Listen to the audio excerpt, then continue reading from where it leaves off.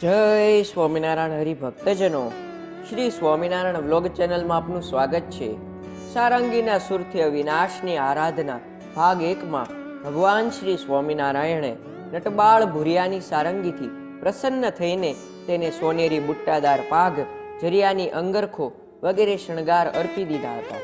પરંતુ આ બાળ કોણ હતો એ બાબત વિશે તમને ભાગ 2 એટલે કે આ ભાગમાં જાણવા મળશે. માટે અંત સુધી જોડાયેલા રહેજો. તો ચાલો આગળના ચરિત્રની શરૂઆત કરીએ.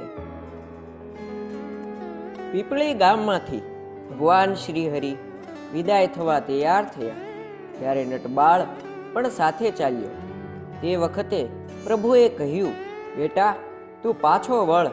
હજી સારંગીનો સૂર ઘૂંટી ઘૂંટી પીવાનો બાકી છે.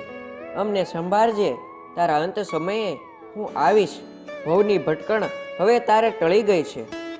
એ શાનમાં સમજી ગયો, વધુ આગ્રહ ન કરી શક્યો. છતાં તેના હૃદયને વિશે કંઈક કહેવું હતું. ઠીક, હવે રજા આપ. મહારાજે તેની પાસે એવી રીતે વિદાય માંગી. ધરતી ઢાળું મોં કરી નટબાળ પગના અંગૂઠે જમીન ખોતરી રહ્યો હતો. ભગવાન શ્રી હરિએ માણકીને મરડી બાળક પાસે નીચા નમી કાનમાં કંઈક કહ્યું. તો જાઓ પ્રભુ. નટબાળ ભૂર્યો એટલું માંડ બોલી શક્યો. તેની આંખોમાં આંસુના પૂર ઉમટ્યા. પોતાની ભાવનાને રોકી ન શક્યો. પછી થોડે દૂર જતા સુરા ખાચરે શ્રીજી પ્રભુને પૂછ્યું, મહારાજ, એવો તે એ બાળક કેવો જે 50 ગાઉની ખેપે ખેંચાઈને અહીં આવવું પડ્યું? રેતના તે કાંઈ વાદળ વરસ્યા? જાત પણ જોઈ નહીં, વાહ કૃપાળુ. ત્યારે શ્રીજી પ્રભુ બોલ્યા, એ હતો પરલોકનો ગાંધર્વ, આપણા સિદ્ધ સંત દાસજી સમાધિવાળા.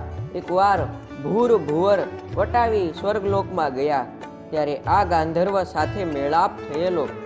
સંત દાસજીએ અમારું મૃત્યુલોકનું પ્રાગટ્ય કથન કહેલું.